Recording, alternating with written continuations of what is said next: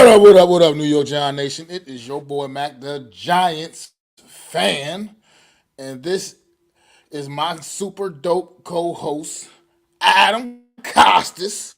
Y'all know what time it is. It's Howdy. time for the real deal NFC East Round-Up. Punch that intro. Castro.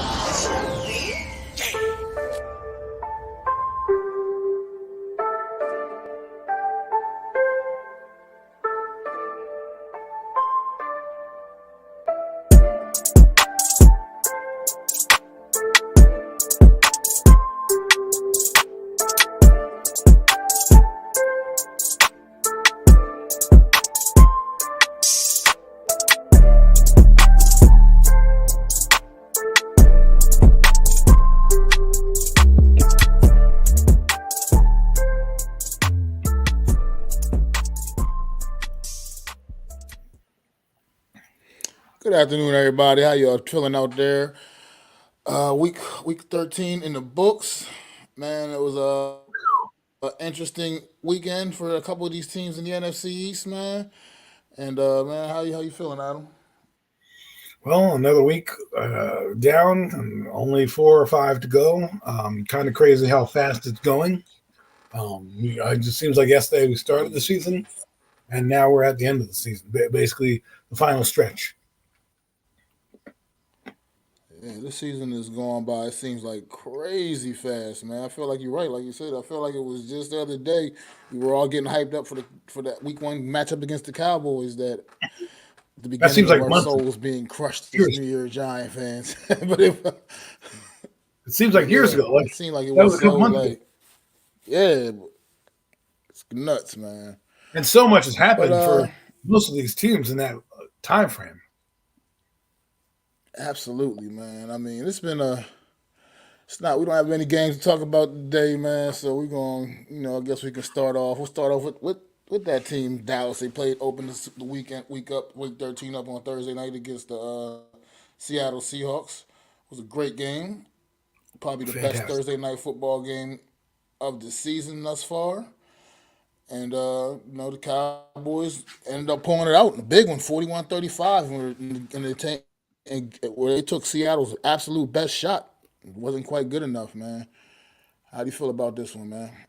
Well, first off, I want to start with good job by Seattle bouncing back after a couple beatdowns they've had. You're right. They gave Dallas their best shot on Thursday night, and this is why we talk about good teams. They find ways to win, and not to mention Dak Prescott is playing out of his mind. He went tit for tat with Geno Smith. Geno Smith had to raise the bar to Dak Prescott's level, which he couldn't do the entire game, but he made some nice throws there and there. He kept his team in the game, but at the end, Dak Prescott shows you what he can do. And they played well. They played well offensively. Defensively, they got a lot. They got a lot to work on, and we'll find out if the opponent was just an unfamiliar foe, or if there is some really leaks in that defense. Obviously, Metcalf had his way with the interceptions leader in Deron Bland, but Deron Bland did have the last laugh as he did get a couple picks as well. So, Dallas is opportunistic. I think they are a Super Bowl team. We got to if we're putting the Lions in that category, we got to put the Dallas Cowboys in that category because what both those teams have is offense. And if their defense plays up to par, it's a tough out for anybody. And I think the Cowboys are showing you they have layers. They had some special teams stuff going on. They played, I wouldn't say complete game, but offensively they did well. Defense came through when they needed to. Micah Parsons with a big quarterback pressure at the end of the game that helped solidify the win. I mean, those are the type of things you pay those guys big money for to close out a game for you. I know a lot of people were on the spaces I go on. Well, I've been on spaces for a couple of days now. I'm trying to take a break from Twitter, but they usually say we need the closers. Well, that's what Micah Parsons did. He became a closer. He did what he had to do. He might not have had the best game statistically overall, but he did what he needed to do. It's like a slugger in baseball. You can strike out the entire inning, but if you get a home run to win the game at the end, I don't care. And that's what you do. Or a pitcher, a closer. I don't care what you look like. You come in there and you end the game, and we need the game to end, and you come in and do your job. That's what we need, and that's what they have. And it's going to be an interesting race to the finish for the Cowboys, as They control their own destiny right now. They control their own destiny. This game against Seattle, I'll tell you what, it was against a good team. They probably were slightly overlooking the Seattle because of how they played the last couple of weeks, and then you had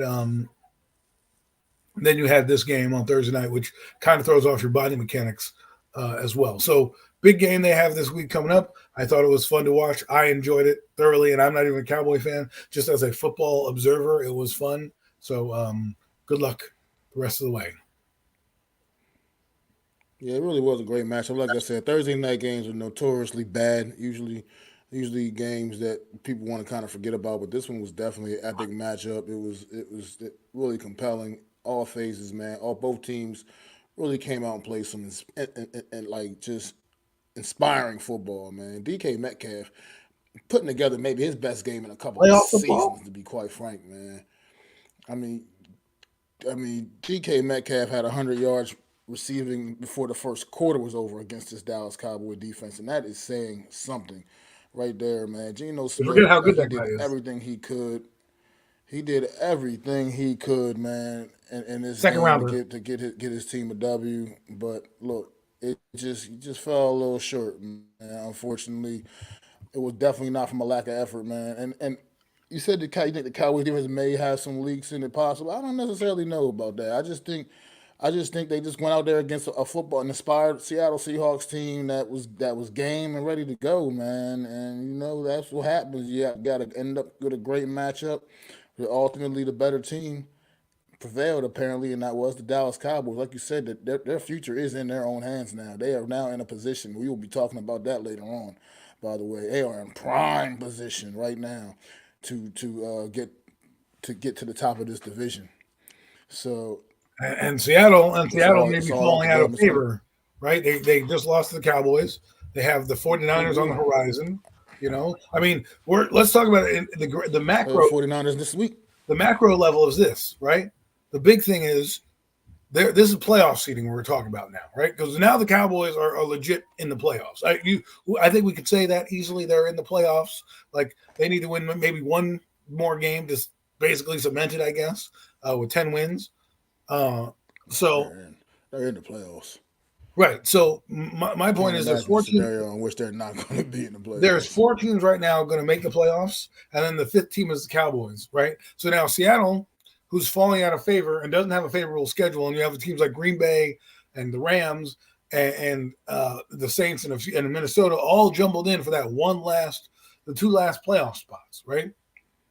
This is huge momentum swing, and Seattle plays the Eagles down the stretch, and I think you're going to see a team in Seattle when they get to the Eagles game really give the Eagles fits, and I think styles make fights. Remember, people people forget how good DK Metcalf is, man. Sometimes you forget because he's on Seattle and you don't hear about that team as much, but he is a solid player. Remember, they got him in the second round, and look, man. I didn't think there were leaks. I just think the body mechanics were off for the defense. That's why they gave up 35 points. I don't think they're a bad defense per se, but playing Thursday night, explosive offense, Geno Smith's best shot. I mean, they played a phenomenal game. You got to give hats off to Seattle, man. They really played their hearts out.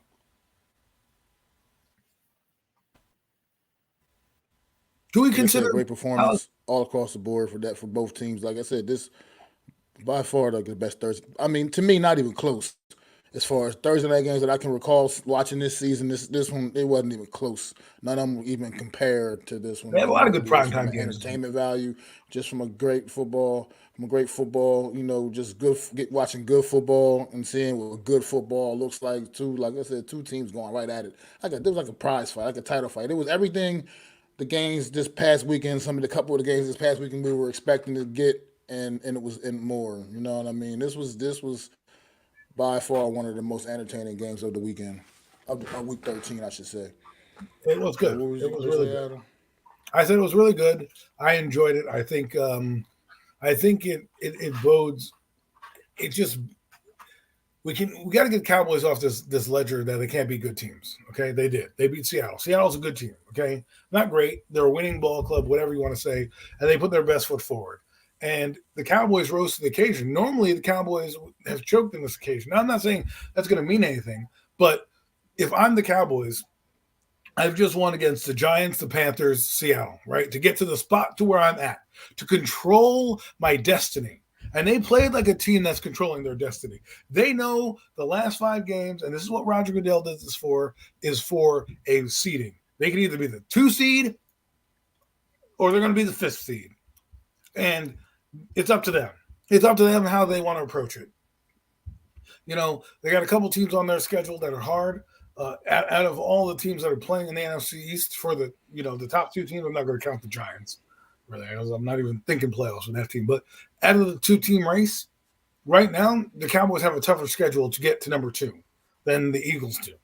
Doesn't mean they won't win the division. Doesn't mean these things can't rise to that occasion. But if you look at it, there's a lot going on in this NFC East playoff picture, and they rose to the occasion. And I hate to say this, but I'm going to enjoy watching their next game when it comes up. But we'll preview that in a few minutes. So I'll stop here, and that's all I have to say really about this game. I don't want to dive too much into anything else. Well, I mean, the only thing Cowboys really got going against them is the tiebreaker scenarios. Right now, the Cowboys, all 3 of their losses have been against NFC conference opponents. So not division losses other than the one against the Eagles earlier, but they've had all their losses have been NFC conference losses. That could come back to unfortunately rear its ugly head. Well, the Arizona loss. How things fall out. Well, yeah, but at the end of the day, they're still San Fran, the Eagles. Those are still NFC count. I mean, they all count as NFC losses within the NFC. Whereas the Eagles, they had that ugly loss against the Jets, so that won't really affect them much in the tiebreak. I don't know. It just depends. Tiebreak that might tricky if they end up with the same record or whatever, right? So technically, I don't know what they go to first. I don't know if they go to conference record first or they go to opponents first. I don't know. I'm not even sure how. I think they first go with division record. Then if the division record is the same, they go with, I think it's the overall record, right? So if your overall record's better and you win the division you're going, if you're tied with the same record, it then goes to the team who has the better conference record. If you play the conference record, then it goes to common opponents, meaning, common opponents are the Jets, the Bills, and a few of the other teams that you play throughout the game. So if they were to end up with the same conference record, that loss to the Jets could hurt the Eagles because the Cowboys beat the Jets head-to-head, right? So that's mathematics that we won't know. All the Cowboys have to do is take care of business this week, and your destiny is right in front of you. That's it. Your destiny is in front of you. That's all I have to say about the Cowboys is your destiny is in front of you. Will you take advantage of it? We'll see, man. In the chat, man, no mess, no nest, no Jets. Appreciate you stopping through, bro. And SAI Trauma, man, most definitely thank you for stopping through, man. We get that Tommy Cutlass back on the field this week. We'll be talking about him in a few. But before we do, we're going to talk about this ugly game down in Washington, D.C. on Sunday afternoon, man. I really don't know what's happened with this football team. I mean, they have... To me, they are now considered. You got to consider them maybe one of the worst, probably potentially the worst team in the league, one of the worst teams in the league. The way they've been playing these last few weeks, their whole season hasn't really played out like that. I mean, they showed some signs of potential of being a slightly competent football team at points of this season, but these last few weeks have been absolutely just.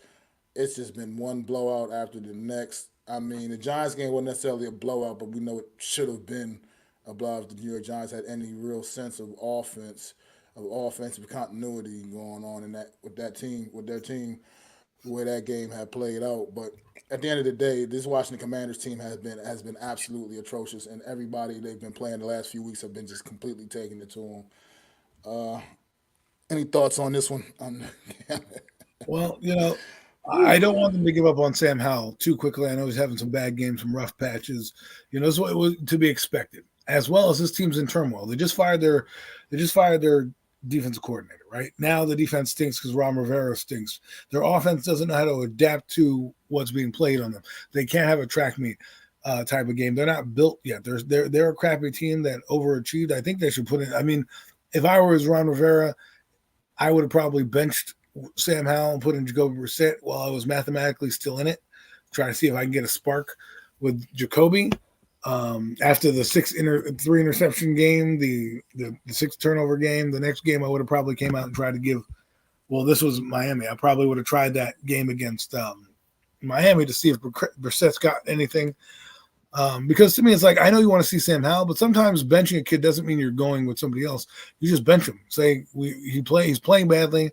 I want to make sure that he clears his head and he'll come back and start. I know people worry about psyche, and that's what's going on with the Jets right now. And I'm going to try to land this plane in a moment. But what I'm saying is that I don't think the Commanders are playing to win anymore. I think they're trying to get the highest draft pick they can. I think they're still going to stick with Sam Howell, but they're going to pretend they're going to go with quarterback so they can get a boatload of picks. I don't know if Eric Bieniemy is going to be the coach here next year.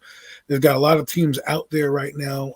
You got 5 weeks, and I don't think they're going to win a game. But let's be honest, Miami, if you watched Hard Knocks, this Miami team, they're a special team right now. You got to give them some. They don't need to play great defense. They need to play okay defense. That's all they need to do. They need to be like the Indianapolis Colts of the year they went to the Super Bowl in 2006 when they won, where that team outscored you, and then all they did was have their pass rushers attack you. They just got JPP. They have Bradley Chubb. They have Vic Fangio's type of defense. They got some of their defensive backs back, right? And Jalen Ramsey. So they're playing a little bit better uptick. If I'm them, you got to keep it rolling. And the Commanders, we knew that they were doing this, man. They got rid of both their pass rushers. They traded for that. Their defense was putrid with those guys, putrid without those guys. And I just think you're going to see this in the next 5 weeks. It sucks because we beat them, so they're going to get a higher draft pick than us and we probably might end up with a similar record.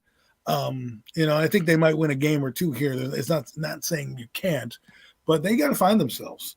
And, I want to believe that Sam Howell is just going through some growing pains. The problem I have with development of quarterbacks these days is we're impatient. We want a guy to be good, right? Immediately. But if he's not good, we throw him out. But if we don't give him time, we don't get to see him develop. I say you need to give a guy 3 years, right, to see what he did. That's it. If he's not good after year 3, you need to start to move on from a guy.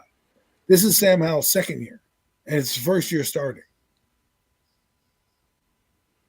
And he's rookie. He didn't get to sit like Jordan Love did, I mean, it's tough. We throw young quarterbacks out there on bad football teams that still aren't set up and ready to go. It can be tough unless they're like those special guys like a CJ Stroud. You know what I mean? We have to be But patient, everybody, is what I mean. they obviously don't fall off, don't grow on trees. Guys like that, talent like that. I mean, Sam Howell's a 5th-round pick, obviously for a reason. And but I don't necessarily want to put so much. Like I said, I've really had issues with the way this Washington team has run their offense in general. Like I said, a lot That's of the pressure enemy. had been put on Sam Howell throughout the season, and to me, pressure that shouldn't be put on a young quarterback, especially when you have some competent weapons around him. You use these other guys and let them all flourish together, and let the quarterback grow and let the confidence grow. I'm not like like I say, you're taking this guy, you're dropping him back 40 plus times a game. He's getting sacked like crazy. I mean, this was kind of bound to happen in a sense. It seemed like with the way this Washington team is, the way they've been playing football all season long, man. I mean, yeah, Sam Howell put together some nice games, some nice performances, Well, he's but obviously you said there's been those duds and those clunkers in there too, So I wouldn't necessarily say it's time to give up on Sam Howell by no means, because I think he's done enough positive things to deserve another good look, and potentially another opportunity going forward into next season. But they really got to do some soul searching in Washington and really figure out an identity for this football team and really figure out what they want to do. There's my boy Dion coming in with the tiebreaker scenario. He says the tiebreaker orders: 1, head-to-head; 2, division wins; 3, common opponents; 4, conference record; 5, points differential. Cowboys still have a chance for number 1 or 2. I would say Seed 2. nines have to see nines have none had to go to the Baltimore. Oh, But the thing is this, Niners have to go to the Baltimore. They play so Baltimore on Christmas Day. But if we were to look at the Cowboys record, I don't mean to jump back to the Cowboys, but since Commanders suck, we don't need to continue with them. But the Cowboys have the Eagles, Bills, Dolphins, Lions, and the Commanders, right? So they have a pretty heavy schedule. if you look at the 49ers, their only game they have big game they still need to play. Like they played the Cardinals. No, excuse me. They played the Seahawks this week. Not a bad team, but anything can happen. Let's just say.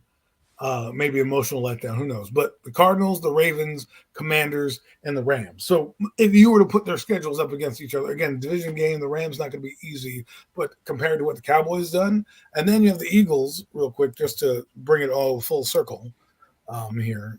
Oh, and we still have the Lions too. We can't knock them out either. They're pretty much they're in that too. So if you look at the Eagles schedule, they have the Cowboys, the Seahawks, the Giants, Cardinals, and then the Giants again. So if you were to look at the one right now, team that has the easiest one is the Eagles, right? So they can afford another loss and still be able to make home field.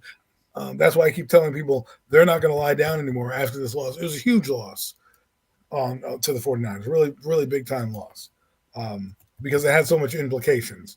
And now the last team, just so we can bring it full circle, the Lions play the Broncos Sunday night, which will be a good game. They have a chance to win that.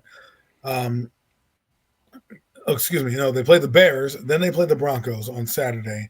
And then they have the Vikings, the Cowboys, and the Vikings again. So the Lions also have a chance to be like number 2.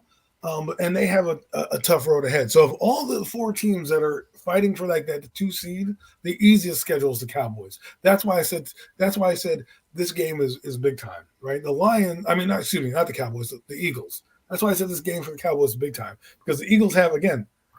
This is who they finish up with. The Eagles. They have the Seahawks. They have the Cowboys, the Seahawks, the Giants, Cardinals, Giants. So their last hard game on the schedule is a team they probably could knock out of the wild card potential in Seattle. So we'll get to them in a minute. I just wanted to bring it in perspective. That's all. Thank you breaking that down too, Dion. Appreciate that. We can move on. This Washington Commanders team. But the Commanders. This team is a team that, like I said, they showed a few flashes of like I said, of turning the corner just earlier in the year, and then things just kind of just fell off. Things kind of just fell off the call it, man, a little bit for them, and they've now have regressed to a team that's looking like a bottom 2 or 3 team in this league right now. I mean, as much as I've been giving the Giants shit all season, I was saying there's no team worse than them, even despite the records. The wheels fell off the bus. The Giants kind of. Yeah, I think the Giants played themselves out of that role a little bit. They're still a bottom 5 team in the league, in my opinion, no matter what. But there's a couple teams I would probably put below the Giants now as things stand currently. Well, but that's basically one. The Panthers. Every other team is. If you were to put our strength against their strength, I'd put Washington below us now too. The Cardinals with Kyler Murray below us now too. Kyler Murray. I still wouldn't. I'd put the Cardinals above us still. I think the Cardinals will bust our ass right about now. Still, probably have a good. Yeah, they did give it to us all day, and Kyler Murray is playing pretty well for that team. So the Bears are good defense though, man. Like honestly, offensively, probably the Bears and the Giants. Push for me. The Bears is a push for me. I think we're about. That's like about equal. We're like I would say we're like equal with a team like the Bears. We're terrible. We're in the top 10 right now. The Patriots, Commanders, and Panthers. I would put below the Giants right now. But end all be all, have too much offense. I think, even though they only scored 6 points against the Patriots, I still think they have too much offense for the Giants. Honestly, but yeah, the Chargers. It's tough. Because the problem is the NFC. I did it the other day. The NFC has no real good teams because their quarterbacks are only like you got basically the 4 teams right now. Look at their quarterbacks. Jared Goff playing phenomenally. Dak Prescott playing phenomenally, but he was a 4th round pick. 2nd round pick was Jalen Hurts, right? Then you have Brock Purdy. Then you look at the AFC side and you got bang, bang, bang, bang, bang, bang, bang, bang, bang. And I'm like, no wonder they're so dominant. So these teams on the other side, like the Cowboys, I think they can compete in the AFC. If they were on that side. But when you're in the NFC and all these teams are putrid, that's what it leads to. It leads to a bunch of this. So we'll see what happens, man. Like our offense, people don't realize our offense is really bad. It's one of the worst in the NFL. It's not the worst statistically, but it's not bad either. What's funny as part is they still won 6-0. Halftime. And there's a lot going on with Well, that that's what's Chargers team, but we could save that for premium takes. well. Let's get to what was supposed to be the headline. Well, it was the headliner game of the That was day game week. on Sunday. It just didn't play Huge game out. week. It just didn't play out quite the way people expected it to. Oh no, it played out the People way it was. expecting probably a much more competitive football game than what we ended up receiving on Sunday afternoon in the 4 o'clock window here. This game came out, started off. Eagles got up on this quick 6-0 lead. It kind of started to look like, oh, what's going on here? What's up with the 49ers? 49ers couldn't get anything going offensively in the first quarter. And then the second quarter started, and whew, talk about just a complete switch of everything. And this 49ers team never looked back at that point, man. All the trash talking, all this off season, the 49ers backed every bit of that up. Debo Samuel's comments, he backed them up with the performance he had. Thank you, Mr. Samuel, because it came through for me in fantasy as well. All worked out for me. It's good. I mean, I had Debo and Brock Purdy in the same damn lineup, and George Kittle all in one lineup Hilarious. on Sunday afternoon, and that worked out. Thank you guys, appreciate that.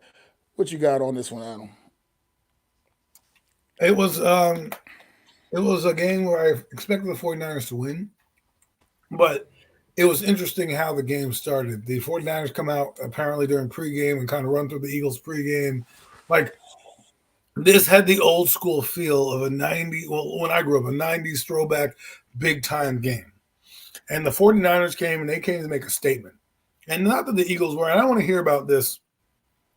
There's narrative going around where they said, no, we played, 2 games in 21 days or something like 3 games in 21 days or whatever that they did, a short amount of time. I don't care.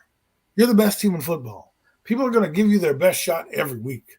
You can't just put blame excuses on how you play. And the 49ers came out, played well on defense. There were times where I thought the Eagles had a chance to make plays and the clamps got put down by the 49ers. But let's talk about Greenlaw, right? And the Eagles security guard getting into it. First off, got to like the griminess of the 49er defense. However, if you're going to be like that and you're going to get tempers flare, let the players play, okay? Because that's what I want to see. I want to see it play out. This guy gets ejected because of some stupid security guard, right? And it could have affected the game. It could have affected the game. Thankfully, the 49ers overcame that, and the Eagles could not expose Greenlaw being out. But what if that impacted the game? What if that was an offensive player that got kicked out of the game or something like that? These are the type of things that sway momentum. I want everybody in it. The 49ers came for blood. They left you in a puddle of blood, the Eagles. And this is what scares me. This is why I say, I said the Cowboys control their own destiny? Well, guess what? The 49ers now own the tiebreaker over the Eagles. So now the Eagles have to play almost perfect football. Almost have to play perfect. Well, yeah, and the Cowboys. But I don't think the 49ers are worried about the Cowboys in the same way they are the Eagles. Because at the end of the day, the highest that the Cowboys can get is the 2 seed if the 49ers end up number 1. So it's not like they can't do that. But what I'm saying is the Eagles have to play at their best because the 49ers can damn near win out. We already went over their schedule. They have one. I mean, I guess Seattle is tough and the Rams a tough game at the end of the year. But we're talking about the Ravens are the last hard game. The Eagles, you have to get through these next 2 weeks. If you lose to the Cowboys, right, you can't lose another game. Can't afford to lose another game. And then, so I could see the Eagles doing that. I could see the Eagles dropping either this one to the Cowboys or Seattle because Seattle at that time would probably be playing for their season, right? I could see them dropping one of those 2 games and having to play the entire way through because the 49ers are on a mission right now. They came in and they said, you think you're the top dog? We should have been in that Super Bowl. We got it taken away from us. Let's go. And the Eagles, God bless them, couldn't stop them on defense, had no answer for them on defense. Like, they did not tackle a thing. Debo Samuel's still running right now. And I know a lot of people don't want to give Brock Purdy credit for playing quarterback, but I'll say this. For the passes he did make, he put them right on the money because those guys were able to run after catch, and that's what you want your quarterback to do. It may not be 50 yards downfield. But if you can put the ball in a guy's hands and he can continue to run and doesn't have to stop and only has to use his hands or a motion like that, and then the momentum is carrying him, that allows you to break tackles and have big plays. So Brock Purdy played an excellent game as well, showed them what they would have been with you in the playoffs. And I have to say this, right now, it's the 49ers seed to lose. Basically what I'm saying is it's their number one spot to lose. If they go out and they play mistake-free football the entire way, they'll be the number one seed. I guarantee that. If they slip up, which I don't think they will be – the problem won't be anything less than 2, maybe, only 2 because no one else can catch them. Maybe 3 if the Lions somehow win out as well, but destiny is in your hands. As for the Eagles, got to play better. I think they were exposed a little bit on the both sides of football, actually. Both sides of football. They've been living and dying this season with the way they've been winning football games, and this is obviously not a kind of team you could go up there against and do that against and think you're just going to come back in the fourth quarter against. This just wasn't that kind of team. This is a team like that goes that's ferocious. The 49ers, great on both sides of the football. And, I mean, you look at Deebo Samuel, man. Take a guy like Deebo Samuel. I think he doesn't get enough credit for being the guy. I think he is the wide receiver, man. He's not the best wide receiver in the league by no means, but at the end of the day, when it comes to that yak yardage, getting that yards after the catch, no one does it better than Deebo Samuel. Deebo Samuel once he gets that ball in his hand, he's like converts to a running back all of a sudden, man. He's just he is fast, he's big, he's strong. I mean, his name is Debo, goddammit. His name is Debo. You know what I mean? That's how he's out there on that field playing, man. Out there Debo on these Bulls, man. Debo. All off season, man, you hear these Eagle fans and talking, it wouldn't have mattered if Brock Purdy was out there. We was going to still bust their ass anyway. Well, Brock Purdy was out there on the Sunday, and the game did start off a little slow for him. But once things started heating up, that was it, man. And we don't know if that would have been the result back in January. But at the end of the day, try to be so dismissive, man, like he wouldn't have made any impact on that game or had any kind of difference in that game. Is that he just proved all you Eagle fans that were saying that nonsense. He proved you all wrong. He went out there and 4 touchdown passes against this Philadelphia Eagle defense. I mean, absolutely tremendous performance by this young man. And yeah, I get it. Like you saying, the short passes, his receivers do a lot of the work, do a lot of healing. But he's like you said, he's putting the ball on the money, giving them the opportunity to do that, and that's part of that's part of everything too, man. That's the main part of being quarterback.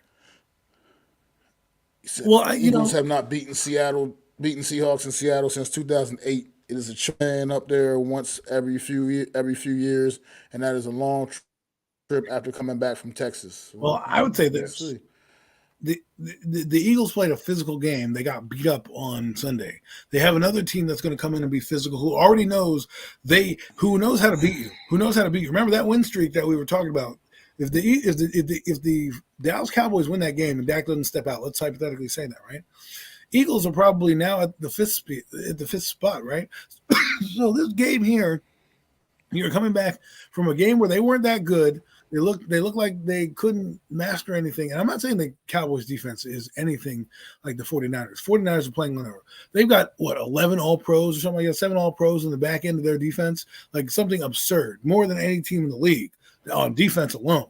So we're talking about, we're not Pro Bowlers, we're talking all pro players. That means the highest of the highs, right? First teamers too, right? And not to mention they added one in Chase Young, who's changed that whole defense up, right? The back end is playing pretty well with Tre'Davious Ward and a few of these other guys out there. And I just think right now the Eagles, they're a good team and they're going to be a good team.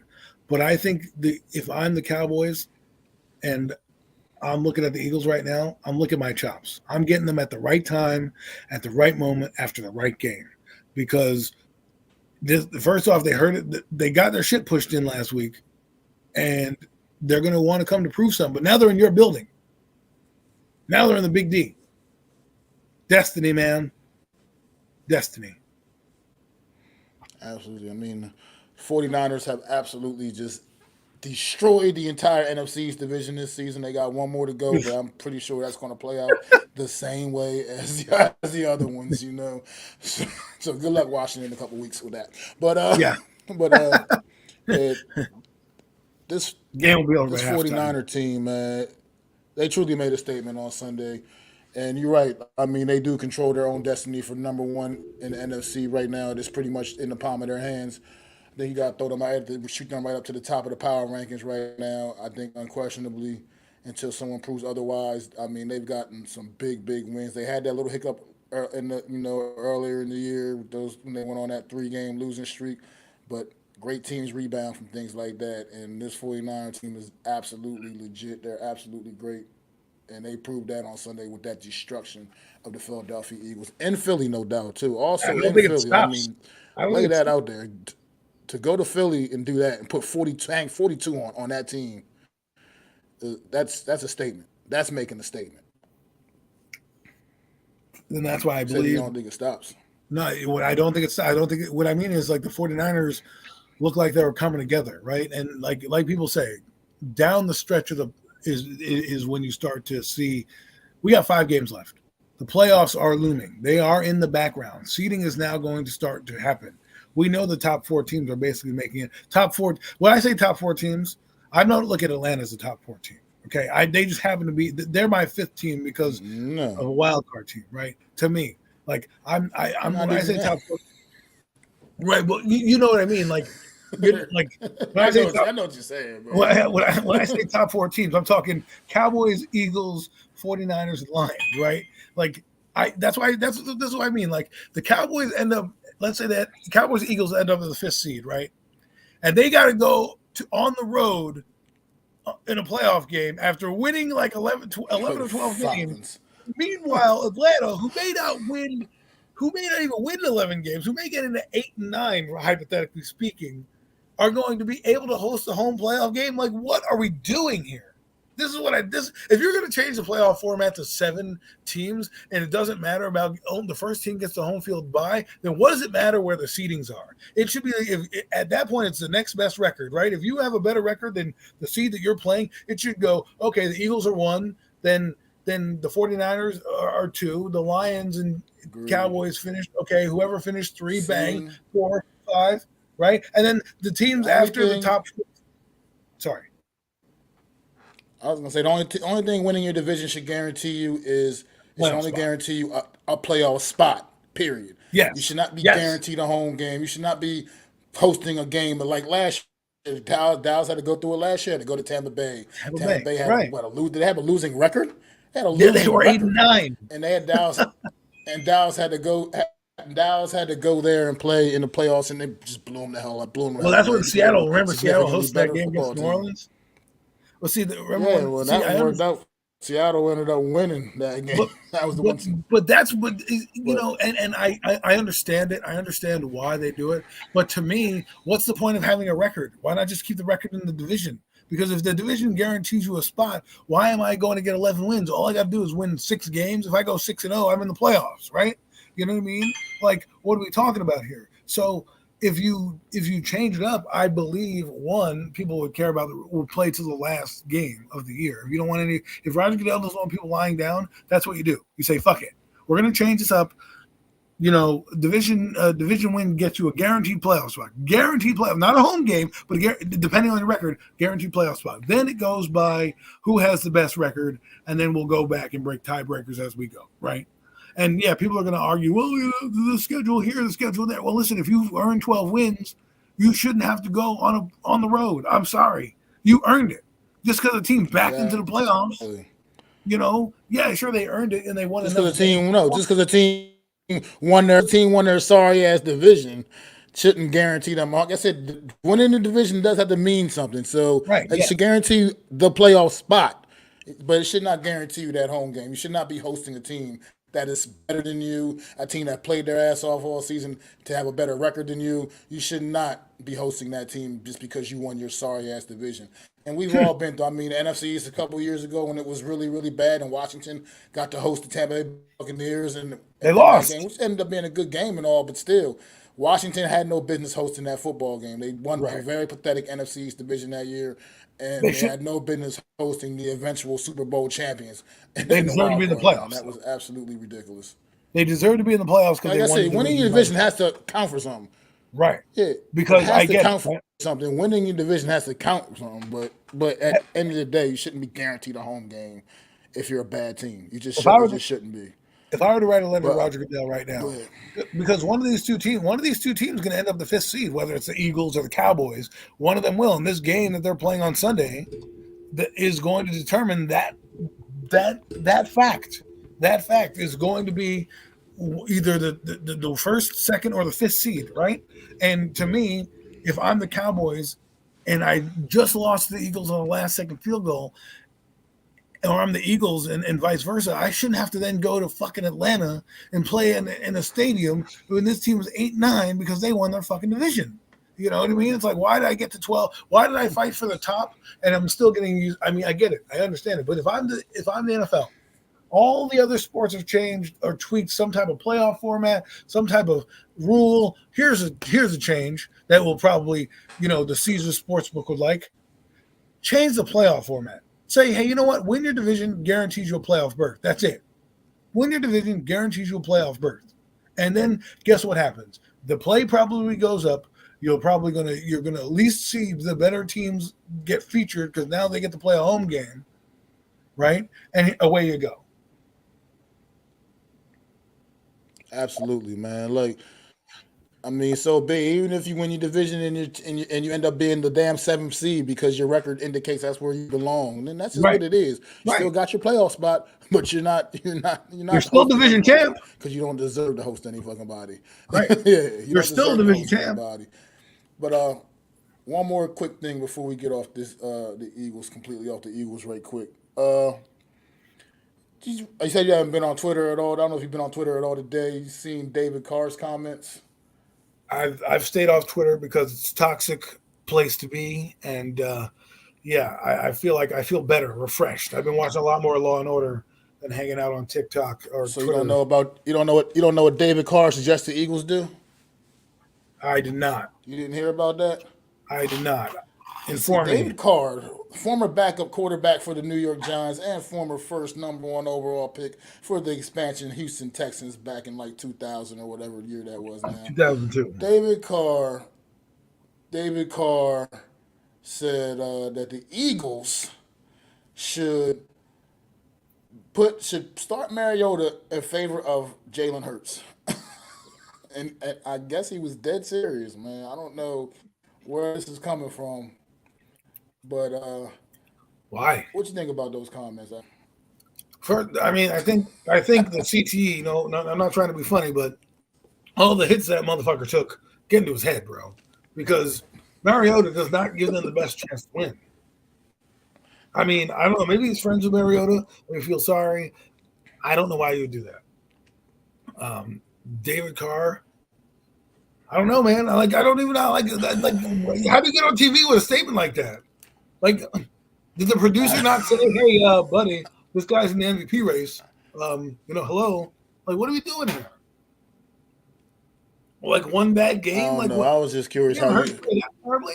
curious about about your feelings about those things. I was just been it's been kind of the buzz on Twitter most of the day, most of the afternoon. I was curious. It's been Oh kind my of god! weird. What's going on, Cold Cowboys though, man? Appreciate you stopping in, man. Saying the Eagles are food.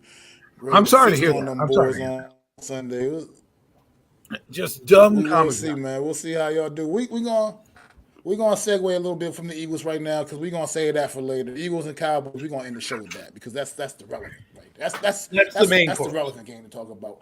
That's the But main course. there is one other game this week within the division because the Washington Commanders are on a bye.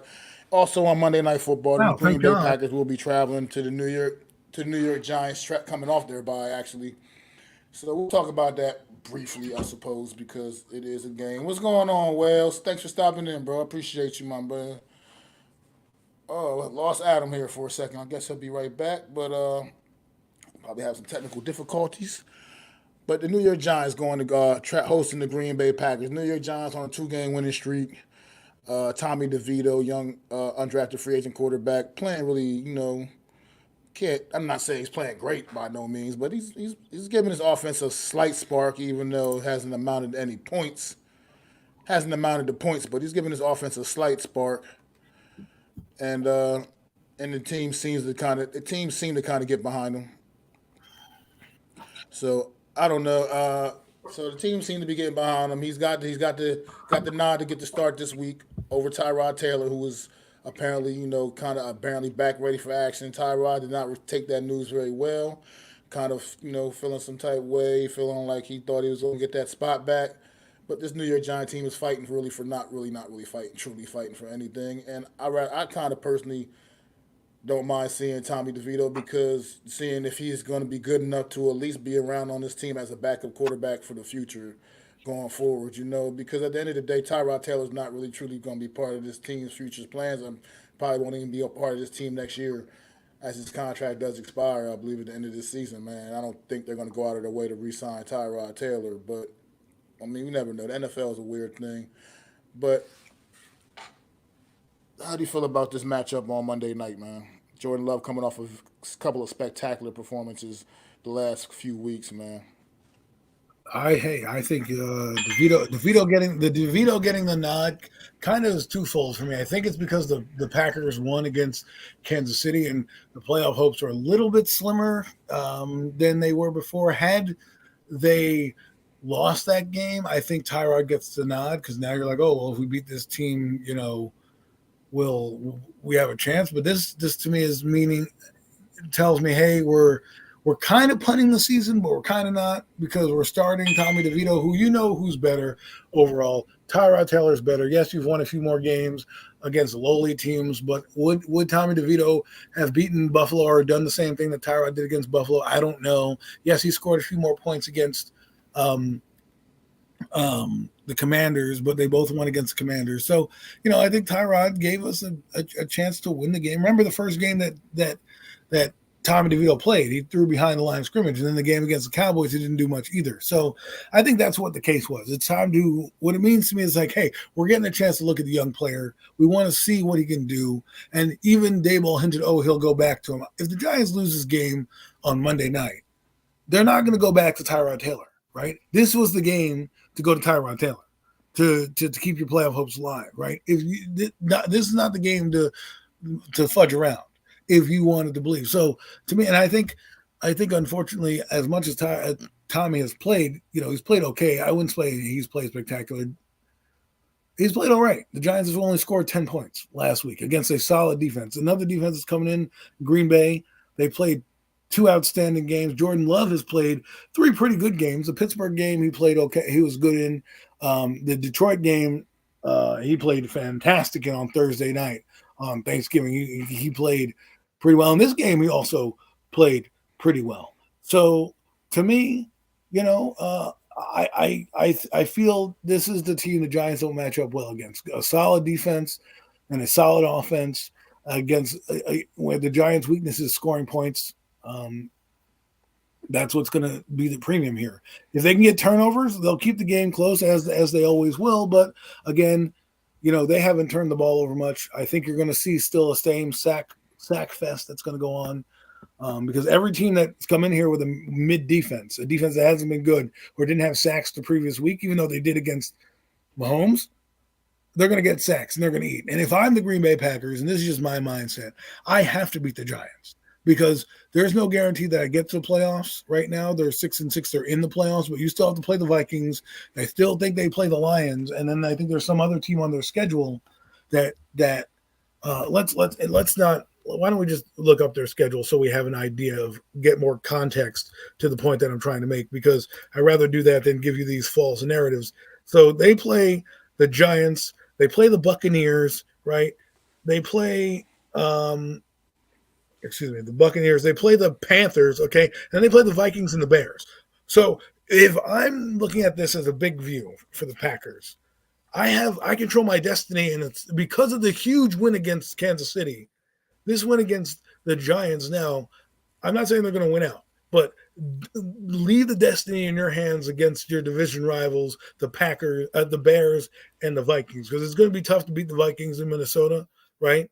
But these next three games, Giants, Buccaneers, Panthers, you could get yourself right in the mix of things. Win a couple of those games, you're maybe 8 wins, 9 wins into the season, right?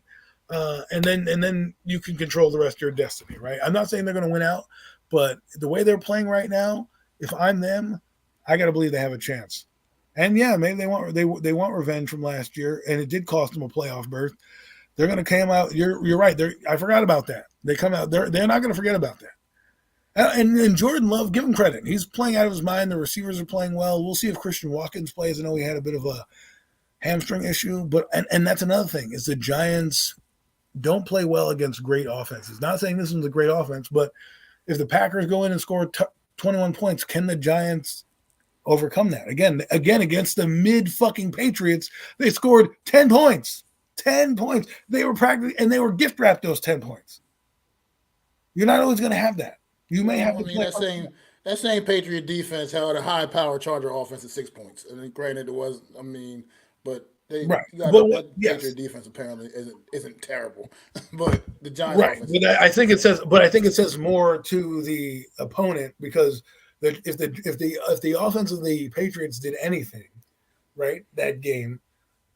Like, for example, the Mac Jones, right? We're revisiting history. If he doesn't throw the interception to Bobby Okereke, they're kicking a field goal, and now they're up, driving down with a chance to either tie the game or win in overtime, right? So those two plays right there changed the game. So I'm not saying the defense isn't good, but the Green Bay defense is about as good as the Patriots defense. It's not great, it's not spectacular, but they've got players out there, and they did a number to that Kansas City team. You know, they played two big teams. It's not like we did. We played the Commanders and the Patriots. No, they played legitimate playoff Super Bowl contenders, and they played well in both those games. So, like I said, I'm not saying the Giants don't have a chance. That's not what I'm saying. I think this is a 50-50 game. I just think right now they're catching the Giants at the right time. We're catching the Packers at the wrong time. And the Packers have to look at this in the grand scheme of things like we control our own destiny. We beat the Kansas City Chiefs. We need to go in there and beat the Giants in their building, and then we can control our own destiny. I'm not saying they're going to win out. That's not what I'm saying. That Vikings game could come down to the last wild card spot. Like literally, it could be the Vikings and the Packers making the playoffs, and it'll come down to that win, what the seed is, because you have mid teams on there. You don't think they can't beat the Giants? You don't think they can beat the Buccaneers who are struggling? I mean, the Buccaneers is a 50-50 game for them. The Giants, if I'm looking at them right now, I've got to beat these next two games, or at least go in the next three, go 2-1, that beat the Giants and beat the Panthers. And if I have to lose to Bucks, fine. But I'm just saying, I know I'm rambling. I just think Green Bay, coming off a huge win, they're not going to be overlooking the Giants, because who are they going to overlook? To the fucking Bucks? You know what I mean? They can't overlook us. It's not like they're playing us and then going to Kansas City and I'm like, oh yeah, this is going to be a trap game. You know what I mean? They're not. We aren't the trap. We are now a road bump in their destiny, which could be the playoffs. And I think that's what they're trying to get. I think you're right in a sense, but I also believe there's a possibility. This Green Bay team is pretty young, and they have just coming off of two absolutely, phenomenal victories over, like you said, two very good football teams, and back-to-back weeks. And it's not as much that they overlook the Giants, but you can see them come. I can see them coming into this game a little overconfident, a little too loose, so to speak. Thinking, we don't have to get that kind of effort that we gave the last 2 weeks to beat this football team. You know what I mean? Like, it's not going to take that kind of effort, the kind of. And I can see a young team like that potentially slipping into that trap a little bit. But the New York Giants offense is what it is. It's not good. They don't have the ability to put points on the board. They just don't have an ability. I mean, you average 11, 12 points a game or whatever that is they're averaging. Might be a little bit inflated now, a little bit more now. I don't know. But it's somewhere around there, like the lowest scoring team 12 in the points league. a game.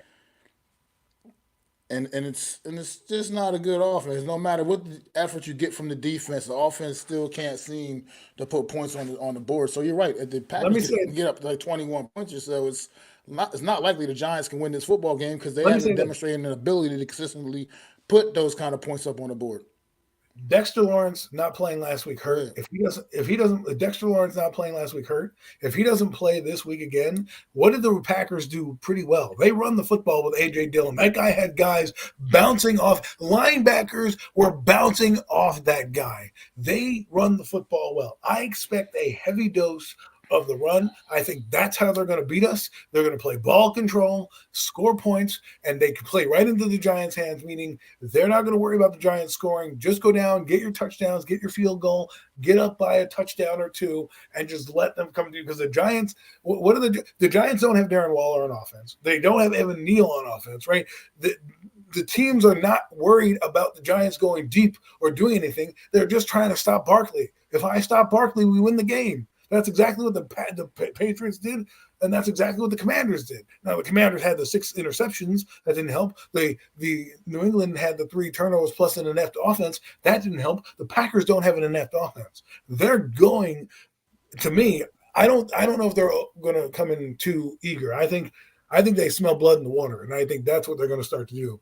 I think they're going to start to play better because they have a chance. This is me. If I'm Matt LaFleur, I'm walking in there to the meeting room, and I go, look what we got in the schedule. Go out and earn your chance to get there. Be there. Because Jordan Love is playing a phenomenal game. I don't expect him to turn the ball over the same way Bailey Zappi did. So I think the Giants have a chance to do something. I think that what the Packers lack right now is a dominant tight end. They lost Musgrave. That is hurting them. It damn near hurt them last week, but I think they're going to run the football. I think I think they have just enough offense to beat the Giants, and the Giants haven't done anything. I mean, as much as Tommy DeVito has been a good story, he hasn't really lit the world on fire in terms of like great performances. Like he had an okay game against the Jets. He played okay against, not the Jets. Did he play against the Jets? Yeah, the Jets. He had an okay game against the Raiders after Tommy he went down. He lost that game. The Cowboys, he was putrid in. Okay, the Commanders game, it was back and forth. He would take 2 steps forward and go 1 step back, right? And then last week he wasn't really that great either. The Giants scored on short fields. They didn't really drive the length of the field. I was not impressed with their offense. So that's what scares me. Is a team like the Packers can score points. They showed you they're having confidence coming in. They just played two teams that are Super Bowl and playoff. They played the Super Bowl champs and they played the Lions. I don't expect them to turn around and go, oh, we're going to lay down for the Giants. I expect them to go, we just beat those teams. No, it's not about laying down. It's about them coming in with that overconfidence a little bit, saying we just played against 2 great football teams. We just beat 2 great football teams. And this team here, it's not that they're looking past the Giants. It's just that they're not taking them that seriously. You know what I'm saying? Like, as far as like, we don't feel like it's not gonna take the kind of effort, which it wouldn't take the kind of effort to beat us as it took to beat the Lions or to beat the Kansas City Chiefs. But I think they could like I said, a young team could kind of fall victim to that potentially. And the Giants going to need everything they can get on their side, because if you just put these 2 teams together, put these 2 teams face to face, obviously the Packers are the better football team. I mean, it is what it is. So it's just, right now, the Giants' defense is going to have to come up big in this one. Jordan Love's still a young quarterback in this league. He has played. He's played his best football of his career these last few games, these last few weeks. He's really putting some good things on tape, on film. I take my hat off to him. I give him that. But overall, all season, he still hasn't been super consistent all season. But he has put together some really good football these last few weeks, and I got to admit that straight up. And but maybe Wink's defense can kind of trip this guy up a little bit too, because Wink's defense is also not exactly it's not exactly something for young quarterbacks can just go out there and just necessarily dissect. Not the young guys anyway necessarily dissect. So it's going to come down to the New York Giants defense in this one. The New York Giants' only chance is the defense continuing to play at the level that they've been playing at, and that's really going to be the only chance, because we all, like you said, we all know what the New York Giants offense is, and we know what it's not going to do, and it's not going to put up big points. It's not going to be explosive. It just is what we did. That's going to we'll have to deal with that. But as long as this defense can go out there and continue to play at the level they've been playing at, I think it does give this team a chance. With that being said, not if they I'm play not that run. really gonna. I'm not. Well, I'm not I'm not willing to go out there. I'm not. They turn the ball over. If they can continue to create turnovers the way they've been creating turnovers, which I think with this the amount that they've been getting their last few games, it's got to be amongst the league. I guess amongst the league, high in the last few weeks for sure. It has to be. There's been so many turn. They've been great. If they can continue to turn the ball, turn this team over like they've been doing the other teams, it's no matter even with their inability, with their ineffectiveness against with the run defense. I mean, sometimes those turnovers can be backbreakers, man. And this New York Giants, if they can create short fields for this offense, which is what they need to do, because obviously the offense does not really have the ability to drive length of the field, then you just never know. I mean, like you said, but I right now, if I had to pick a winner right now, based off the way Green Bay's been playing the last couple of weeks, I can't think the Giants are gonna go out there and beat them Monday night. I just really can't believe that. What the Packers have been showing the last couple of weeks, they're playing their absolute best football of the season at the right time. So I gotta give them credit where credit is due, man. I mean, so but as long as if this defense can like I said play the way they've been playing, I think that you got Giants do have a puncher's chance in this one, man. But Well, I gotta look just at want the to say side. what's up to my boy Unpopular Opinion real quick in the chat too. Unpopular Opinion, AK stopping in the chat as well. Appreciate y'all brothers, man. Most I will have to definitely, say man. this: if I'm the Packers defense, I'm not gonna let down, but I'm gonna have confidence going in against the Giants offense, saying, "Hey, we held the Lions in check. We held basically Kansas City in check. Obviously Kansas City has Mahomes. He played. And Mahomes is who he is. We have a chance to keep this guy in check. And if their defense, is also a factor. The reason I'm saying this is just because I think offensively it's pretty simple for the Packers. If you don't want to turn the ball over, just give it to AJ Dillon, make the game short passes, because eventually the Giants defense can wear down and you'll get big plays in the secondary because that's what they're going to be looking for. And then defensively, I think the Packers have enough to not only create pressure on the quarterback, but enough to not be overwhelmed necessarily by Tommy DeVito. They shouldn't go in here. I'm not saying be overconfident, but they should be like, all right, this offense we can be confident with, that we can match up well. And I think Green Bay has a lot of matchup problems that don't fit our strengths. We don't stop the run, and we're not playing good offense in terms of the pass game. Right, and they do a pretty decent job at stopping it. Actually, the one area that they didn't do a good job against was Pacheco in that game. They still won, but if they keep Barkley in check, we're done. We have no shot. If they do what the Patriots did and line 8-9 guys in the box, and we're getting tackles for losses, plays right into the Packers' hands. Plays right into their hands.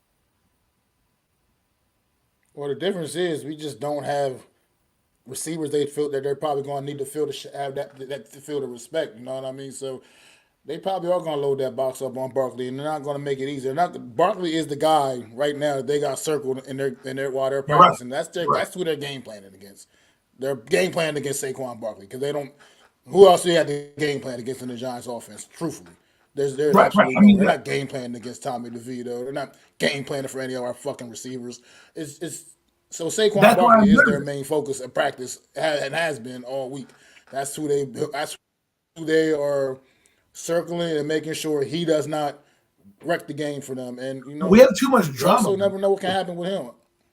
We have too much drama. We have it has been, Like, I but feel that's like been there's the whole every week season. there's something new. Every week, oh, we're starting this guy. This guy hates this guy. This guy stinks. Eventually, that drama catches up to you, man. And I think like we're at the time right now where I don't think they're going to lie down, but I just think the Packers, and maybe I'm a part biased because I want us to kind of be in that top 10 range, but I also am looking at it with my eyes, and my eyes are telling me like, we can't play like we played against the Patriots and expect to beat this Packers team. We just can't. 3 turnovers, yes, great. But if we're not capitalizing on the turnovers, what does that mean? The Packers are a better team than both the Patriots and the Commanders offensively and defensively, right? So we can't just sit here and say, well, our defense is going to go great. The Giants offense was putrid, and that's what scares me is I don't think they're going to come out of the bye week and be all of a sudden this juggernaut, out of the game. Can they score points? Will they throw the ball downfield? I'm sure they will. I'm sure they'll take their chances. I'm sure they have to. But the Packers, again, playing some disciplined football, have some playmakers on that defensive side that can make nightmares. It just worries me that we're playing. If I'm a Packers and I'm looking at this, like I said, from a view of here's the final stretch of games, this is what we need to do to control our own destiny. I'm sure they're looking at they can win every game, but at the same time, you get to the playoffs. I think they're going to be motivated. I think they're going to come out and to land this plane. I just don't think the Giants have enough offensively to beat this team. And I think the Packers, come in and win a game, 27-20, 27, 20-13, something like that. They beat us by a touchdown or two just because, once they get up, they won't have to do much, right? Because offensively, they'll grind it out, and then defensively, they'll put us under siege. So I think it doesn't favor the Giants. Let's hope I'm wrong. Well, I don't really want to be wrong. I want them to lose, but let's see what happens. What's going on, Big Simple, man? Thanks for stopping in, bro, man. You always miss the commander spot, man. Appreciate you always, man. Washington Commanders, big time supporter, man. His team struggling a bit right now. Well, he's on vacation, but, man, maybe they'll get that shit. Maybe they'll write that ship on the bye week and get some things figured out on the bye week. Much needed bye week here, week 13. I'm not saying they can, but the Giants season is over. They're not making a playoff. No Mets, no Nets, no Jets had put up here a question up in the comment earlier. He said, why not play Tyrod? I wonder why the decision behind that. My best guess would just be because I think just to straight up get an evaluation of Tommy DeVito. Tyrod Taylor is a good chance he won't be a part of this roster next year anyway. Tommy DeVito might possibly see if this guy is worthy of keeping around as a number 2 guy, a guy you can rely on as your backup quarterback. I think most of us agree that Tommy DeVito is not the answer to come in and be a starting quarterback or anything like that. But maybe the guy can be worthy. Maybe he can be worthy of being that backup guy. And as you know, having a reliable backup is very important in this league, as you see all the amount of quarterbacks going down this year. So my only thing is just to get an evaluation of Tommy DeVito. I think, honestly, I don't think it's necessarily a slap in the face of Tyrod Taylor. I think you kind of know what Tyrod Taylor is. He's been a veteran. He's a veteran in this league. He's been around for many, many years. And I think that there's not really much more. You don't really need to see anything with Tyrod Taylor. You know what you're getting in Tyrod Taylor. It is what you're getting a pretty reliable backup quarterback, a good, solid number 2 guy. But he's not a number 1 guy by any means. It's not like you need to see Tyrod Taylor to see if he'll be the guy going forward or anything like that. So I think it's just getting an evaluation of Tommy DeVito, man, honestly, just to see what this kid is made of.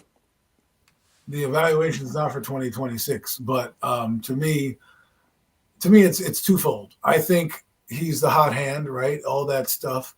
But I also kind of believe they're not trying to win, quote unquote, because we already know who the starter was and should have been since Daniel's out. Tyrod was paid money to be here, to be the starting quarterback if our quarterback went down. So, putting Tommy DeVito in, it allows you to see if he's going to be able to make it to training camp next year. I'm not even going to say he's going to make the roster next year. You know what I'm saying? I'm going to say that this is an audition for him to be on the team for next year going into next season. Because, again, he's a UDFA. He is playing at a decent level. But if you're going to draft a quarterback next year, which I think they do, and my guy is Jaden Daniels, and I stand by what I see, and I like him. And if there's another guy there, I draft him. And then you go in with Daniel Jones. So those 2 guys are probably going to be there. And you probably have Tommy. Let's put it this way. Tommy DeVito should not be stopping you from drafting a quarterback at the end of the day. This, to me, is an audition for him to be on the team next year to come into camp and compete. And if he happens to compete next year, great. But he puts tape out there and he can go maybe get traded at the end of next season through waivers when we have, let's say, Jaden Daniels and Daniel Jones here, put him through waivers and get a draft pick for him later. That's what I see Tommy DeVito as. He shouldn't be considered more than a 2. But if you're thinking Tommy DeVito's number 2, then that means you think he's a spot starter, which means you're not going to draft a quarterback next year. You're just going to roll with Tommy DeVito and then bring in Daniel Jones. I think you should still put resources into the position. I think a guy like Jaden Daniels would fit this system perfectly. He does exactly what you want. If you let me put it this way, folks, if you like what Daniel Jones could do, right, as a quarterback, not between his ears, but as a quarterback, his traits and his assets and his ability, then you're going to love Jaden Daniels because he's a better version of that. And I think that's what they're looking for. A guy who's mobile, out of the backfield, can change the game on a dime with his legs, but also can throw the deep ball. And he's going to blow up the combine. And if I'm the Giants, I don't worry about wins or losses. That's why I'm putting in Tommy DeVito, which I think is the right move because I don't need to see Tyrod Taylor. No need to see him anymore. Put in this guy. I also do believe it is a white flag move, meaning, hey, we're not really caring about wins or losses right here. If we win with Tommy DeVito, great. If we don't, because once the Eagles lost to the 49ers, there's no chance in hell the Giants are winning all 5 of their games. They're not. Okay. Once the 49ers beat Philadelphia, I knew our season was officially over. There's 2 losses right there. No way those two, and I think they're going to lose one more out of these next 3 games, whether it's the Packers, the Saints, or the Rams, the next 3 opponents. They're probably dropping one of those games. So I believe it is a white flag move because, again, you know it's coming up. You know these teams are pretty good. You know what your offense is, and if you really wanted to win, Tyrod Taylor, you paid him to come in here and do exactly what we were. If we were 6-6 and in the playoff mix for real, you put Tyrod Taylor in. If we're 4-8, going up against a Packers team that's hot, going up against the Eagles who are definitely not dropping the last game of the year, yes, you go with Tyrod Taylor. And then you can map it and frame it as, hey, we're just looking at him for next year. Well, all right. Welcome to the chat, my guy Willie Vassar, man. I appreciate you coming through and did put a question up there real quick. Simple answer: no. Just no. We're not good enough against. Can't even beat their backup. We're just not good enough, man. We're not good enough for a team like that, man. Especially if they're playing full tilt. We're just not good at. You don't score enough points. Like I said, defensively, I'm confident in the things our defense has the ability to do, but the offense can't score points. And against the Philadelphia Eagles, you have to be able to score points, and this offense is incapable of doing that. So let's just say this: if you believe you're going to the playoffs, that rules out the beating the Eagles. If you believe you're going to the playoffs, Tyrod Taylor would be in the game right this week. Point blank, hands down, he would be. I 100% believe it, no matter what the hot hand is, because you don't lose your job to injury per se, right? So you're putting in the hot hand, quote unquote, and the young guy to get reps. But at the end of the day, they're waving the white flag, knowing, hey, listen, we're gonna just try to. The Eagles, at best, in my eyes, they go 7-10. But I don't think they go 7-10 because I don't think they're gonna win all these games. I do think they win 1 or 2 of these games, and I don't believe they're gonna beat the Packers right now because they're catching the Packers at the wrong time. I think they can probably beat the Saints, but the Saints put up 28 the other day, and we can't score more than like 10 unless we're gifted 6 fucking turnovers, right? And then you got the Rams who beat a good Browns team. A very good Browns team, so there's a lot of factors in there that scare me about these next teams. And then, of course, the Eagles aren't lying down. So it's going to be tough to win these next 5 games. 3 of them are winnable games against winnable teams, which I'm not saying they can't go 3-0 in those games.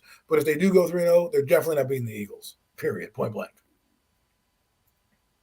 Yeah, not beating the Eagles. But we're not beating the Eagles. Let's move on. Let's get to the grand finale, man. Let's get to the main event, man. Let's get to the big show. Sunday night football. You can't ask for a better matchup. Week 14, Sunday night football. The winner of this game will be at the top of the mountain in the NFC East division. Dallas, Philly. Down in Dallas, they played back about a little over a month ago, I guess it was, and it was a great game then. Dallas came up a little on the short end of the stick in that game in Philly, but this Dallas team is, as you see, they are just dialing it up. CeeDee Lamb has got they rocking and rolling. Dak Prescott playing like the league MVP, and this Dallas team is actually not the same Dallas team the Eagles played back in I guess it was October when they played. Yes. This is not the same this is not the same Dallas team. This Dallas team is playing a much more inspired football, and they have been running it up on everybody they've been playing against. I feel like they've scored like 40 points like 2 or 3 weeks straight or something like that. It's been out of control, man. This Dallas football team, man. This Dallas Cowboys.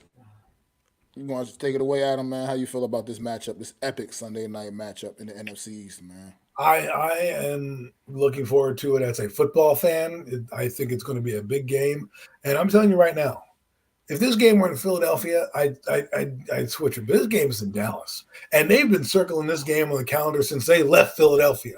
They looked at it, and I told you, I said to you on this show and Premium Takes as well, I said the December 10th game will be for the division. I said that to you. I said that to everybody, and here we are. Or this weekend's game, right? Is it this weekend? Yes, this weekend's game is the 10th, this Sunday. Right.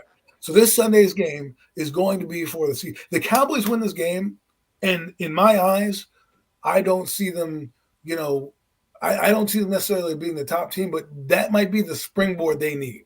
That might be the springboard we need. The Cowboys are they're just playing really good offense right now. And I know the Eagles, their defenses both gave up a lot of points this week.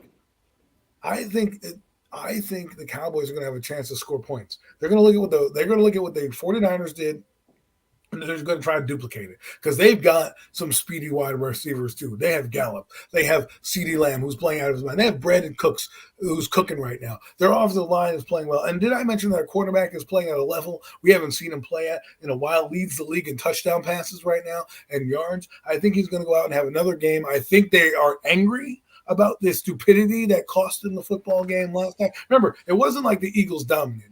The Cowboys had penalties and inopportune moments. They step out of bounds when they have a go-ahead score, right? So there was, and they were driving at the end of the game to score the touchdown as well. They had some opportunities. Obviously, it didn't work out for them, but in the long run, they had some things, and I think they wanted that game back. Well, now it's their redemption story. Now it is their redemption story. I haven't been this excited about a game since last week's 49er game, where I was like, man, this is going to be good. This is going to be another good one. And I truly believe this with my heart of hearts. Dallas is winning this game. I don't know if that means they're going to end up being the 2 seed, but I think they're going to win this game because I think they want to split, and they want to have the destiny in their hands. What I tell you about the destiny, if the Cowboys win this game, it is all in front of them.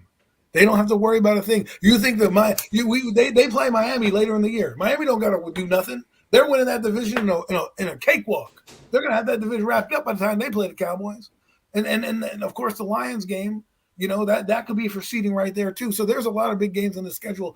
Go out and do it. This is what we wanted. This is what you wanted, Cowboys. This is what you wanted.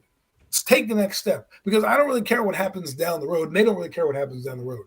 But if they lose, if the Eagles lose, like I said, if the Eagles lose, and I think they will, again, we're not splitting with them in 2 weeks. This is a big game for everything, for the entire NFC East, right? And the NFC. Because the NFC East, I look at it like this. Eagles win. I still think they have to play the last game of the year because it's going to come down to the first seed. But if they lose this game, there's no way in hell they can slip up against the next 4 opponents. And if I'm the Cowboys and I'm looking, again, on a macro level, I'm looking at their schedule, I'm looking at our schedule. We need to win this game because there's no guarantees that we're going to, this is our shot at the division. Let's go get it now. Because remember, like I said, the Cowboys, let's go over their 2 schedules. Eagles, who do they play? They play the Cowboys, the Seahawks, the Giants twice, and the Cardinals twice. You don't think they're looking at that thing saying, man, we have a chance to do big things here? Yeah, that's what they're going to look at. Cowboys, on the other hand, have some pretty decent teams still coming up. They play the Eagles. They play the Buffalo Bills, who are going to be feisty. They have the Dolphins, who are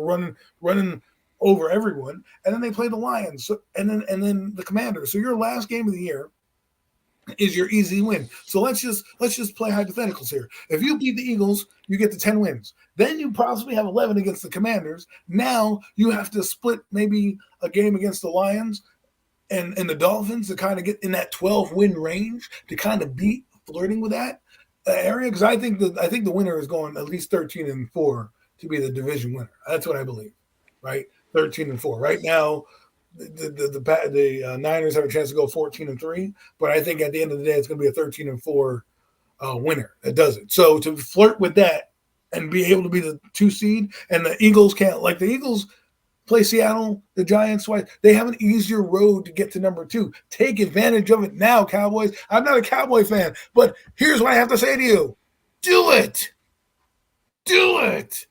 Just make it exciting down the stretch. Put on. You saw what the 49ers did. Go do that. Don't be intimidated. It's in your building. You're getting what you want. You won all 3 of your games against opponents we told you need to win to make this game meaningful. Don't let me down. He's not going to be a turnover machine. He hasn't been a turnover All machine right, all just year. real quick. I know you want him to be, but he's not. Real quick, Willie, man. Darren Waller, he'll be back in practice next week. They released their news. He'll be back, but that has no effect on this week's game. He's not going to be out there Monday night against the Green Bay Packers, bro. But as far as this game, man, Dallas, it's like you said, it's all in their hands. This is them. This is now they gotta prove they really want it, man. They gotta go out there and get it, seize the moment. Honestly, right now, I would say the 49ers and Cowboys are the absolute, to me, they are 2 best teams in football. Maybe you can throw Baltimore in the mix. I don't want to forget about them coming off their bye week. They had the week off and didn't get to put eyes on them this past weekend. But I think Dallas and the 49ers are the 2 most complete football teams in the league right now, currently, and they're playing like the absolute 2 best teams in the entire league, in my opinion. And I think the Eagles are catching the Cowboys. You talk about when you said the Giants catching the Green Bay Packers at the wrong time. The Eagles are catching the Cowboys at the wrong time. The Cowboys are playing out of their mind on both sides of the football. I mean, they're playing just really good, just solid all across the board, man. This team looks focused. They look like they're finally just truly focused on the task at hand. And this team looks like they are poised and primed to try to make a real legitimate run here. And it starts this Sunday. And they got to win this football game Sunday night when all eyes are going to be on them. This is all eyes. They're going to be the only game going at 8:30 on Sunday night. It's going to be this football game right here, man. Ain't nobody else. You want to watch football? You're going to be tuned in right here, locked in right here to watch the Dallas Cowboys and the Philadelphia Eagles. And I believe that I just believe right now that I got to go Dallas here because they're playing better football than the Philadelphia Eagles, and that's just straight up. I just don't know how else to put it. I can't put it any more bluntly than that right now. I know Eagle fans don't necessarily want to hear that, but it's just the truth and it's just a reality. Dallas Cowboys right now, as things stand in this season, are currently playing better football than the Philadelphia Eagles. They are going out there and they're winning football games emphatically. They're winning football game. I mean, yeah, that Seattle game was kind of a back and forth affair. It was on Thursday night. But like I said, that was just a great football game. You get those from time to time. But this Dallas Cowboy team is out there. They're dialing up 40 on teams, man, and doing it with pretty much regular with ease. And they're doing it in a variety of ways, man. It's not even just one way. It's not one thing or another. They're starting to pick up the running game a little bit. I think they realize Tony Pollard is not necessarily that he's not your bell cow. He's not a true bell cow, and they're starting to finally work some other guys in a little bit here and there, and Tony Pollard and it's just making their run game a little more complete. And the passing game, you see what numbers Dak Prescott's putting up. This game right here, Dak goes out and has another like 3 touchdown game and another big win for the Cowboys. This will cement Dak Prescott winning the MVP this year. That will pretty much put that MVP trophy in his hands, most likely, if he goes out there and just has a phenomenal performance against this Philadelphia Eagle defense, which is a legitimate chance he can do that, man. I mean, it's not this Eagle defense. They can get after it, and they can still rush the passer as good as almost anybody. But at the end of the day, this defense can be had. They're not as strong in the secondary as people like to make them seem. Their linebacker play is suspect at best. I mean, so this defense can be had for the Philadelphia Eagles, and I think the Dallas Cowboys are poised to have a big, big day, man. I think they're going to have to watch Jake Ferguson across the middle of the field. I think he's an underrated talent on the Dallas Cowboys offense. and I think the CD Lamb has just been playing just out of his mind. Like I said, people a couple years ago, and I was one of them, questioning if CD Lamb could truly be that number one guy after they got rid of after they traded the damn dude on the Browns. I forgot, I can't remember his name right now offhand, but when they got rid of him, people were kind of, I was like I said, I was one of them questioning if CD Lamb was Amari ready to take Cooper. that next step and be that top guy. Yeah, Amari Cooper. Yeah. Well, yes, CD Lamb is that guy, man. Well, he heard He's you, Mac. absolutely one of the He heard you best, loud and clear. absolutely one of the best at the position, and one of the best at what he does, man. And I know the Eagles Well, got a couple of guys too out there. Don't get it but it's gonna this be Eagle fun. team it's been a weird season for this football team.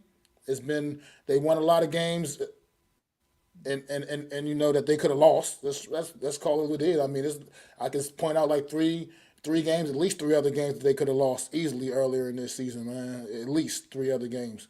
So the fact that they won them is that proves why they're a good football team, because you They got find 10 ways to wins win right now. regardless. So And the win column, it doesn't matter. Like I say, like I always say, the style points out the window. All that matters is the W or the L, and they no matter what, they got 10 of them right now. So we can talk about the games that they could have lost. The reality is they did not lose those football games, well, that's what and I think is but they this lose this game here, right?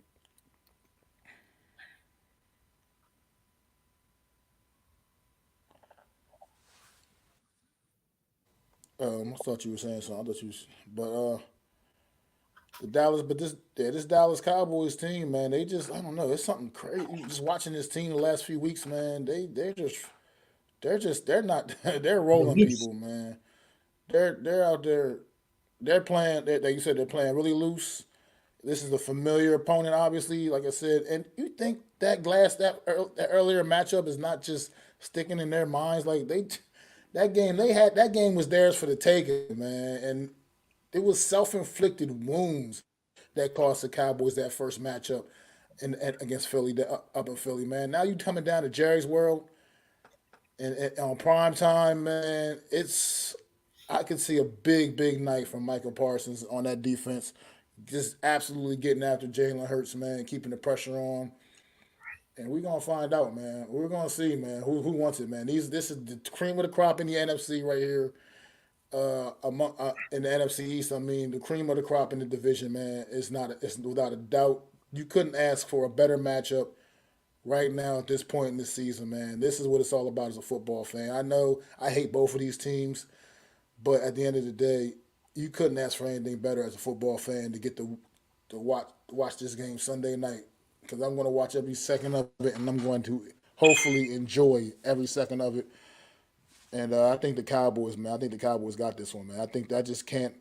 Right now, I can't go against the Cowboys with the way they've been playing, and especially comparing them right now with the Philadelphia Eagles and the way I've been watching the Eagles play. It's just this is like the San Fran game. Once again, you can't afford to get down against this football team.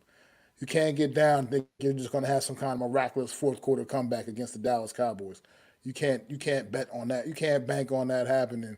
So the Eagles are going to come out fast if they really want if they want to be competitive. They're going to come out fast early and try to jump on the Cowboys, man.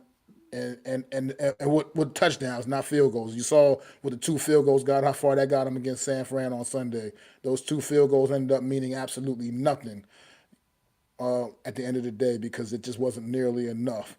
So Well, they're that going to have to hurt come you. out and just really come out and jump on this Dallas Cowboy team if they want to have an opportunity. But I just think Dallas is playing too good right now, and I just can't bet against them.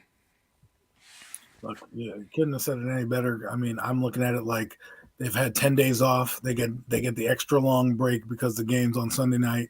You're coming up against a team that was physically beat up and is going to be physically beat up. They squeaked by and got their 10th win. They did lose, so they're 10-2 right now, and it is looming. They're one loss behind the 49ers, and I do believe they want the home field advantage because they don't. To me, it's like this, right? I can't rely on them to be a wild card team, but even then, and I know the Giants. Let's say they end up the fifth seed when it's all said and done, right? I just don't think you can afford to say, "Hey, we're going to have a letdown game here, letdown game there," especially if you lose this game, which I think they are. I don't know if they beat Seattle either, but they're going to need to win out, and it's going to be a race to the end.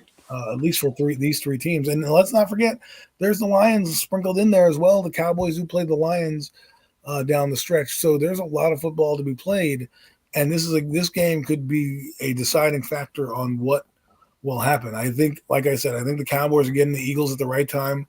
I think their crawl on their side was last time they played. They should have beat this team, and they know it. They felt it. That's all they talked about was we should have beat that team. All we talked about was them handling their business. They knew exactly what was in front of them. They dismantled the Giants. They dismantled the Rams. They dismantled the Seattle Seahawks, and then dismantled the Panthers in those 4 games leading up to this game since being here. And now they're here at this game. The last test was Seattle, and they're not going in with a loss, which, would have put enormous pressure on it. But now you're going in with momentum. And now you're looking at this team knowing they're going to come in hungry. But guess what? You're on your terms. You're in your backyard. You get to be relaxed. They have to come to you. So now everything's in your hands. Get your 10th win, and then the last 4 games is a roll of the dice. Okay, that was last 4 games. I know they play the Bills, Miami, the Lions, and the Commanders, but if they split those 2, let's say they win this game, you could split those 2 games at the end of the year, right? Lose to the Lions, lose to Miami, but beat whomever, right? The Washington and the Bills, let's say, hypothetically speaking, and you're still in it. You're still in it for that top seed, and you still can play that game for the Lions. So there's so much at stake for the Cowboys and the Eagles. It's going to be fun. Absolutely. Unpopular opinion sports says Eagles still tough up front, so it won't be no pushover. I think the Cowboys defense is a little bit better overall, and they force a bunch of turnovers. It's about who can impose their will up front. That's a great point. This game is going to be decided in the trenches. You got a great offensive line in Philly, one of the best in the league. You going against a Dallas Cowboys, who's one of the best front sevens in the league. Something's going to have to give there, man. It's going to be mano y mano here, and something's going to have to give. I mean, the Cowboys, their O line not as good as Phillies necessarily, but it's still a pretty solid group. And the Eagles also have a really formidable front 7 as well. So, well, at least they're on the D line, across that D line. The Eagles they're as good as anybody across that D line. So at the end of the day, man, this is going to be this should be a great old school style NFC's matchup, man. This is what the NFC's football is all about, man. This is going to take you back to the roots in the NFC's, man. This is one of those type of games. It should be. The atmosphere will no doubt be absolutely electric. You know, Jerry Jones is going to have that stadium absolutely rocking. Whatever it takes, whatever he's got to do. He'll have that stadium. Make sure that stadium's absolutely rocking. Make sure he is not gonna let it be easy. Make it easy for the Philadelphia Eagles to come down there, man, and get the job done. So we'll see, man. Hopefully we get a great matchup. But I do like Dallas here, man, on Sunday Night Football with all in the bright lights. I just think they're just the better team right now. And I just, like I said, I just can't go against them based off of what I've been watching. Football that I've seen the last few weeks, I can't go against this Dallas Cowboy team. They're right now. They're kind of borderline scary, to be honest. A borderline scary football team right now. It just is what it is. Big Simple says Detroit is the biggest going into the postseason. They can be that team like the Bengals. Nobody suspects them. They expects them, and then they get to the Super Bowl. But they can. You never know. Detroit offensively, Detroit is can play with anybody. I think Detroit's problem reason I don't necessarily quite put them up with San Fran, the Eagles, and the Cowboys is just because I think defensively they are pretty challenged. The defense does not.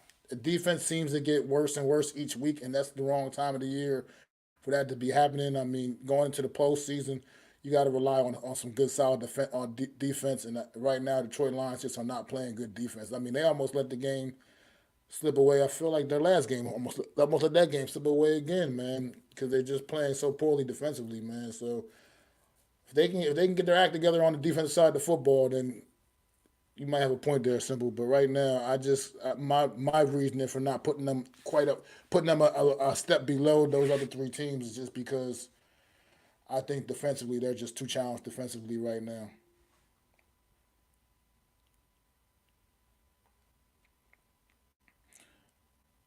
The momentum isn't with Detroit right now, And Adam and Mac, our Texas Coast offense is starting to work. I don't know.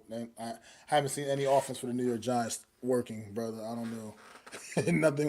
nothing looks like it works offensively for the New York Giants, but we will see, man. Adam, man, you got any final thoughts before we wrap things up, man? I'm just glad this game is on primetime to get the marquee matchup, because obviously Monday night's going to have 2 football games on, so it's not like even the Giants, they don't even care enough to put the Giants and Packers on by themselves. So enjoy it. It should be fun, and we'll be here next week to talk about it and dissect it and go over everything. So, absolutely, man. Everybody, man, thanks for coming out and chat, chilling with me and Adam for this last 90 minutes, man. Big, simple, unpopular opinion. Willie Vassar, no Mets, no Nets, no Jets. Always holding it down in the chat. You know what I mean? Anybody else has been here today, man? AK came through. I remember AK stopping through at one point. My guy Philly B, my boy Dion, man. Appreciate y'all, man. Wales, no doubt indeed, man. Appreciate y'all. And like Adam said, we will be back next Wednesday to dissect what we hope is a great NFC East matchup from Sunday night. And the rest of all the rest of the action going around the NFC East in Week 14, man. We will be back next Wednesday, same time, 5:30 p.m. Eastern Standard Time. Make sure y'all tune in to another edition of the Real Deal NFC East Round-Up. I'd like to thank you all for listening. If you was feeling this, please take time to subscribe and smack them likes. Feel free to drop a comment and let me know what you think. Don't forget to ring that bell so you know when I'm dropping new content. It's your boy, Mac the Giants Fan. You can find me on Twitter, YouTube, and Facebook at Mac the Giants Fan. That's MACDA Giants Fan.